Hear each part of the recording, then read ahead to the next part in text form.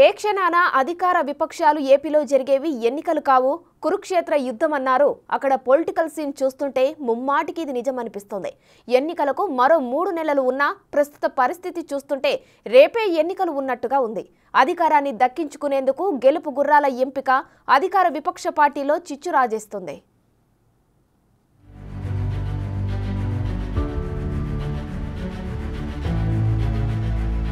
ఏపీలోని ప్రధాన పార్టీల్లో టికెట్ల గోల. ఇప్పటికీ వైసీపీ 2 లిస్టులు విడుదల. ఇన్ఛార్జీల మార్పుతో భగ్గుమన్న అసంతృప్తి జ్వాల. టీడీపీలోనూ సీట్లు ప్రకటించకముందే ప్రకంపనలు. రాజీనామా చేస్తానంటున్న ఎంపీ కేశినేని. టికెట్ దక్కకపోతే పార్టీని వీడే ఆలోచనలో పలువురు తమ్ముళ్లు. ఏపీలోని ప్రధాన పార్టీల్లో టికెట్ల గోల పీక్స్ కు చేరింది. అధికార వైసీపీ, విపక్ష టీడీపీ రెండూ కూడా అభ్యర్థులను ఖరారు చేసేందుకు సర్వేలపైనే ఆధారపడ్డాయి. ఇప్పటికే ఇన్ఛార్జీల మార్పుతో 2 లిస్టులను ప్రకటించిన అధికార వైసీపీలో అసంతృప్త జ్వాలలు పీక్స్ కు చేరాయి.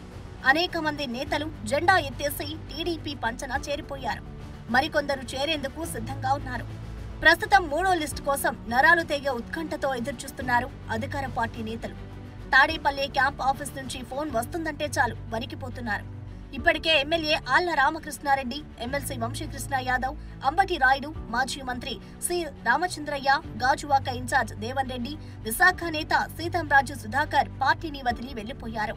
పార్టీని వీడిన వారి లిస్ట్ ఇలా ఉంటే, మరోవైపు తన సీటు మారిస్తే ఎట్టి పరిస్థితుల్లోనూ ఒప్పుకునేదే లేదంటున్నారు నర్సరావుపేట ఎంపీ లావు శ్రీకృష్ణదేవరాయలు. అదే సీట్ కోసం మచిలీపట్నం ఎంపీ బాలశౌరి పట్టుబడుతున్నారు. ఒకవేళ టికెట్ దక్కకపోతే జనసేనలో చేరే అవకాశం ఉన్నట్టు తెలుస్తోంది. ఇదే సమయంలో వైసీపీలో మరో వికెట్ పడబోతుందని తెలుస్తోంది. ఎమ్మెల్యే పార్థసారథి పార్టీని వీడబోతున్నారని సమాచారం. కొన్ని రోజులుగా పార్టీపై ఆయన స్వరం మారుతూ వస్తుంది.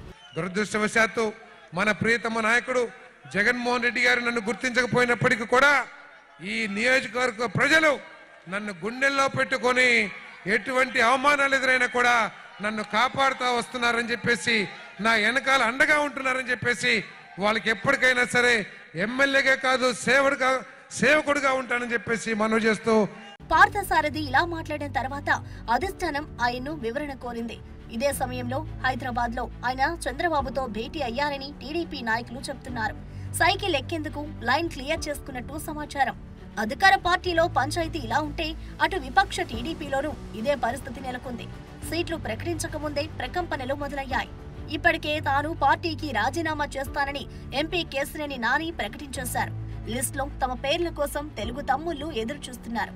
ఒకవేళ టికెట్ దక్కకపోతే పార్టీని వీడే ఆలోచనలో ఉన్నారు నేతలు.